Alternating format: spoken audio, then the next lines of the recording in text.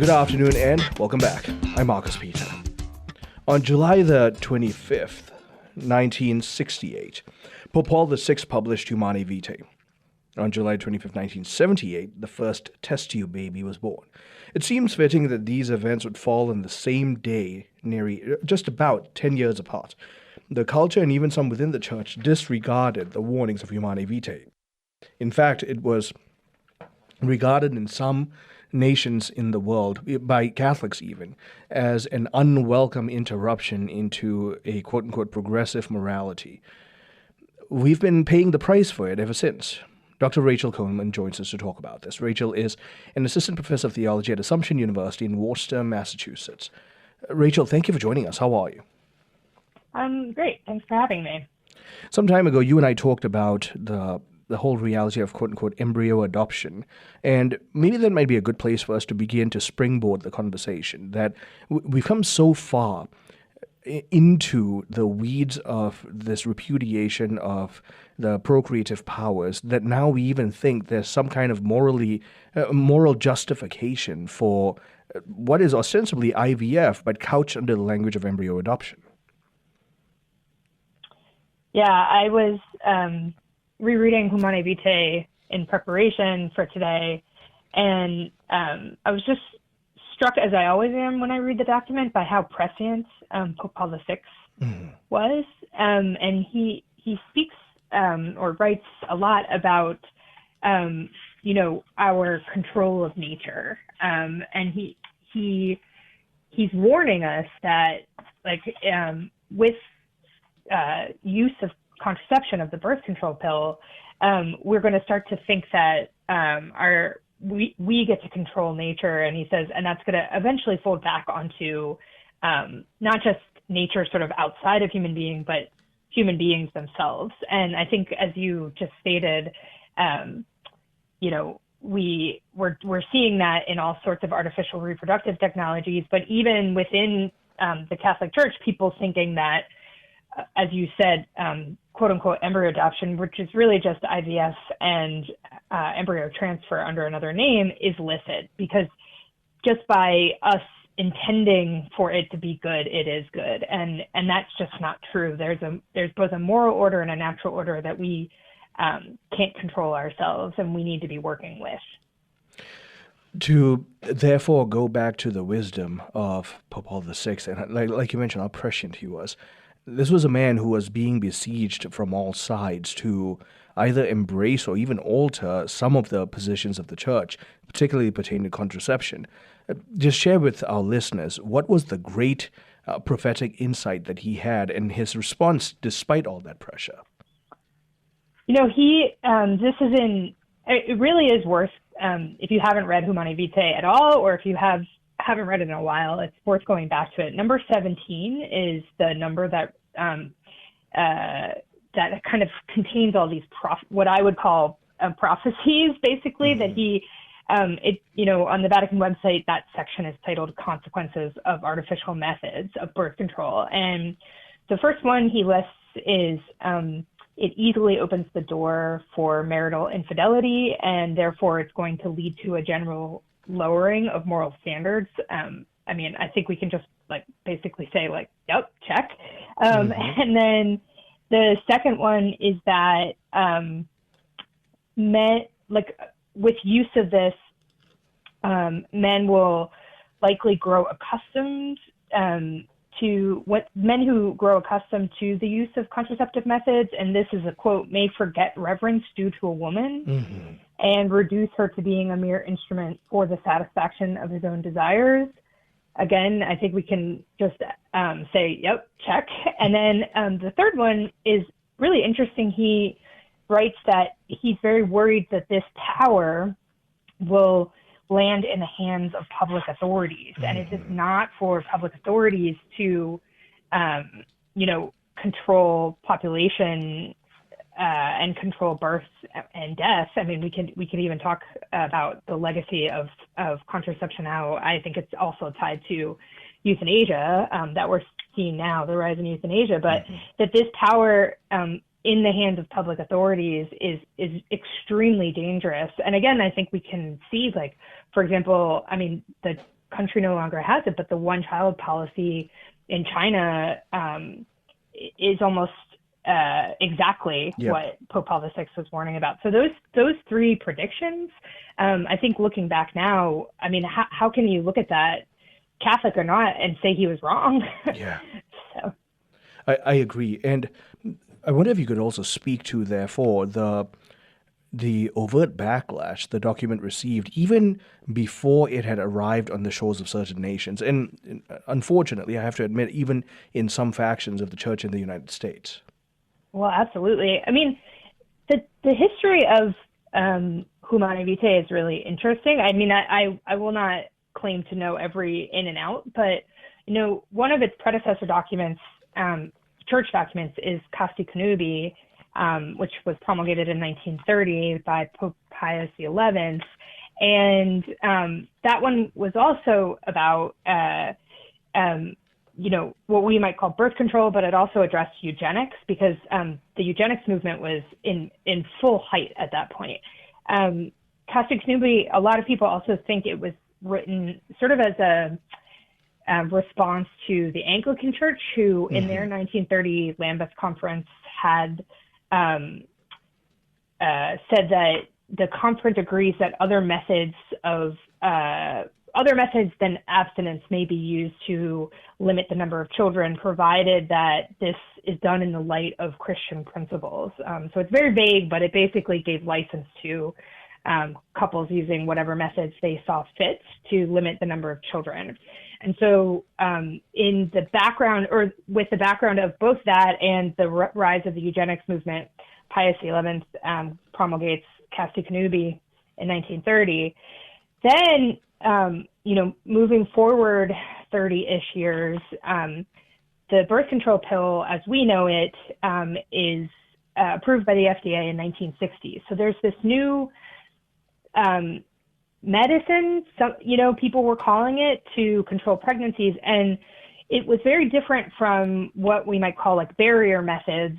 And so a lot of people weren't sure whether this counted or not as artificial birth control. And so there was a lot of discussion. Pope John the 23rd was actually the first to convene a group to think about this question of artificial birth control. And then, as your listeners probably know, Pope John the 23rd also convened the Second Vatican Council. And interestingly, in Gaudium et Spes, which is the pastoral constitution on the church in the modern world, there's actually a footnote that kind of, obliquely, but it refers to artificial birth control. And it says, it's a footnote to section 51, and it basically says that there are certain questions which need further investigation. And they've been handed over to the command of the Supreme Pontiff. So it says in Gaudium et Spes that, there's this kind of open question. And then we have, in culturally speaking, we have in 1967, the Summer of Love, which was, a huge cultural event. And one of the big, pillars of the Summer of Love was, in fact, free love, right? You could just sleep with whoever you wanted to sleep with. It didn't matter. This was just about love. Additionally, before Humane Vitae was promulgated, so Pope Paul VI had expanded the working group that John the 23rd had first convened. And that working group had produced two documents, which are now often referred to as the majority report and a minority report.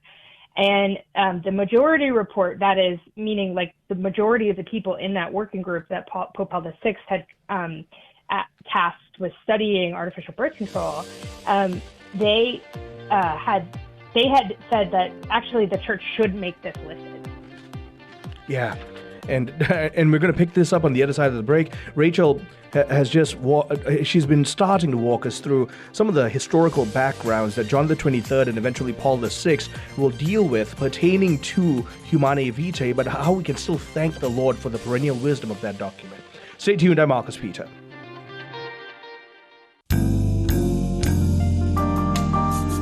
Good afternoon and welcome back. I'm Marcus Peter. I'm talking with Dr. Rachel Coleman assistant professor of theology at Assumption University in Worcester, Massachusetts. Rachel, so you left us on that narrative cliffhanger. Yes. Seriously, as soon as the music hit, I go, really? The music's hitting at this moment? Yes. So shall I continue our history? We're getting to the good part. Yes, sure, please. Yes. So the majority, it's so funny, the Pope Paul VI convenes this group, it's lay people, it's scientists, et cetera, and the majority of that group actually writes a report given to Pope Paul VI that says the church should say that artificial birth control is licit.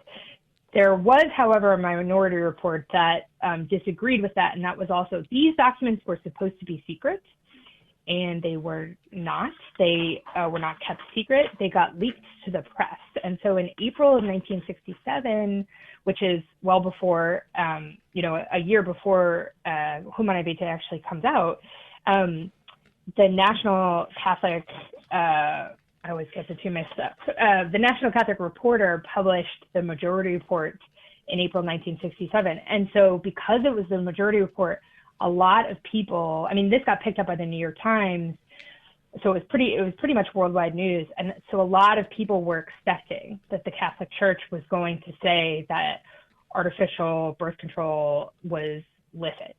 And so when Humane Vitae came, so the sort of cultural ground between like the Summer of Love and a lot of what was happening culturally, and then the leaking of the majority report to the press and people reading that, the ground was really set for this document, Humane Vitae, to be, as you said, widely rejected, not only by the culture, but also by people within the Catholic Church, a lot of authorities within the Catholic Church as well. So it was a pretty combustible atmosphere, actually.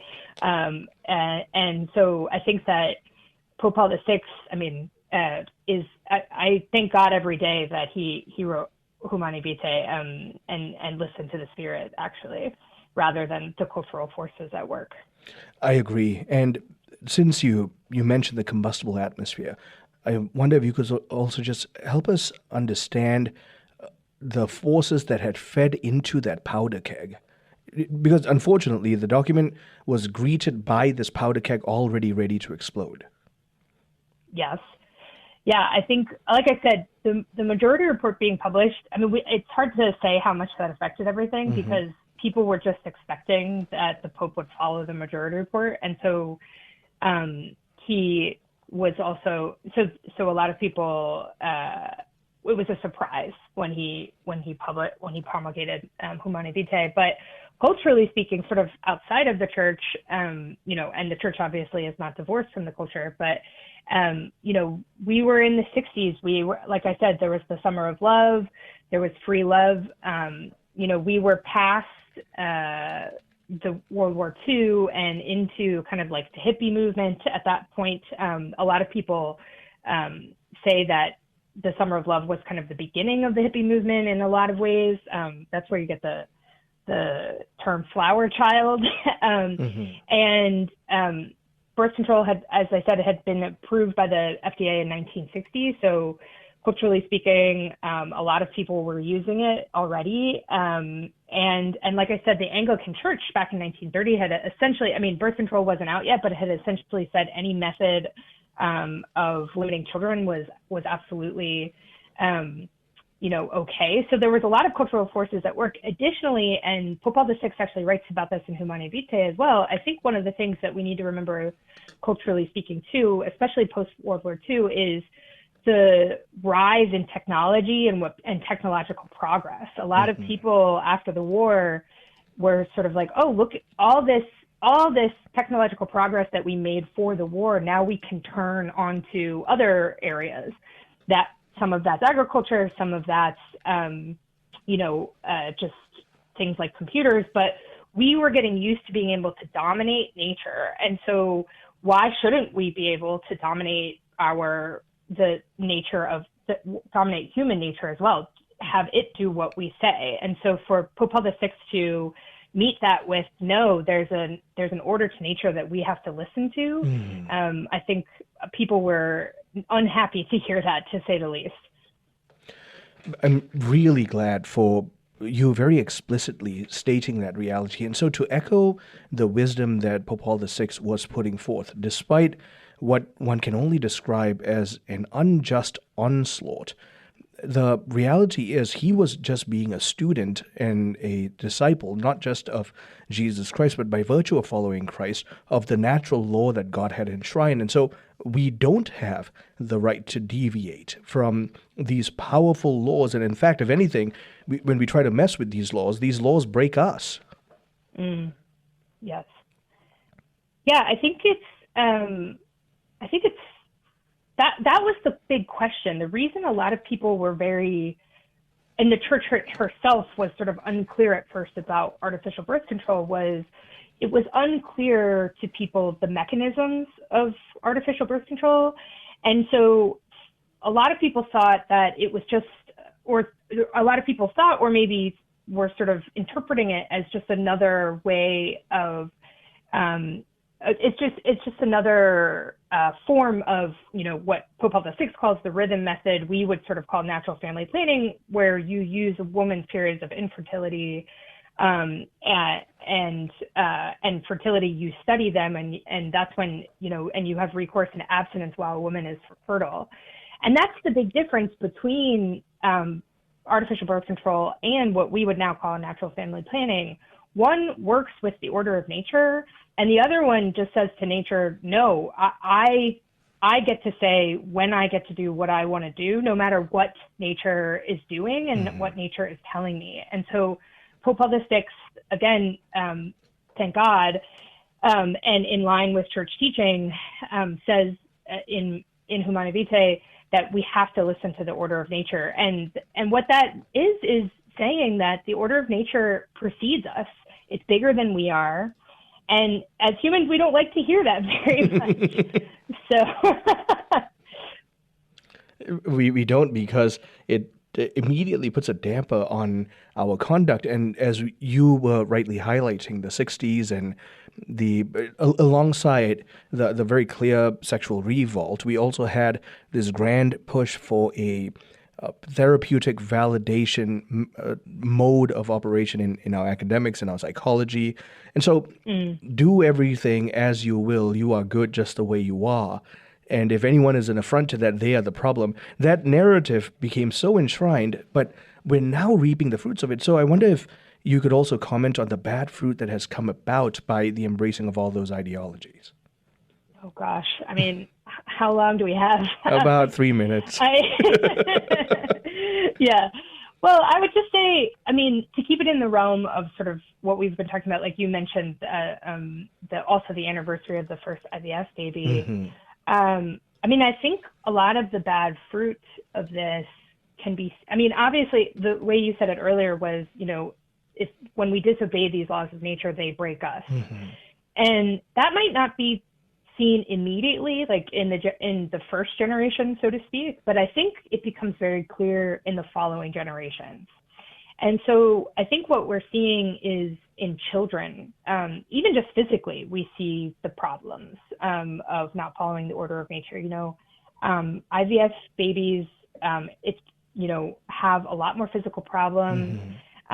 Children who are born from surrogacy, they have a lot of mental anguish. There's a great resource, a great website called Them Before Us that was started by a woman who didn't grow up with her mother and father, Katie Faust, and that whole website is dedicated to children who were not allowed to grow up with their mother and father, which is the order of nature, right? And so this kind of, as you called it, therapeutic affirmation of whatever you want to do has not seemed to make us happier generation after generation. In fact, it's done the opposite. People are not happier than they were. The use of SSRIs has jumped up, so significantly. I think one of the biggest problems is we don't know why we're unhappy, because we're being told, do what you want. That's going to make you happy. And I think I don't think that's true. Yeah. And I know you and I could go on, but we've also seen, unfortunately, the ubiquitous watering down is an understatement. At this point, deconstruction of the classical model of marriage and the family, which is the bedrock of society, and how that's damaged our culture. And so to therefore seek Pope Paul VI's intercession, but also to glean from his wisdom, what are some pathways forward for our listeners? Gosh, I mean, obviously, not sort of listening to the culture on a lot of these matters, rather clinging to the church. I mean, it is really interesting that the Catholic Church is the only institution that continues to affirm these realities and state that they are true, But I think, again, with regard to Humane Vitae in particular, another aspect of it that I find so prescient is Pope Paul VI actually says later in the documents that he requests doctors, he appeals to them. He says it's an appeal to the men of science, and he asks that men of science should study natural rhythm in women. And I have to wonder how might things be different, both culturally but also in the realm of medicine, if we had actually heeded that appeal, because rather than putting women on birth control and then getting them on, when they can't conceive, getting them on IVF, we would actually have better medicine for women. And so I think one of the biggest things is families who are struggling to cling to the church, even though it's difficult, because this is the truth. Rachel, as usual, tremendously joyous to connect with you and reconnect with you. Thank you for your time. Thank you very much. My guest has been Dr. Rachel Coleman, Assistant Professor of Theology at Assumption University in Worcester, Massachusetts. We've been talking about Humane Vitae. We ignored it, and now society's paying the price. Stay tuned. I'm Marcus Peter.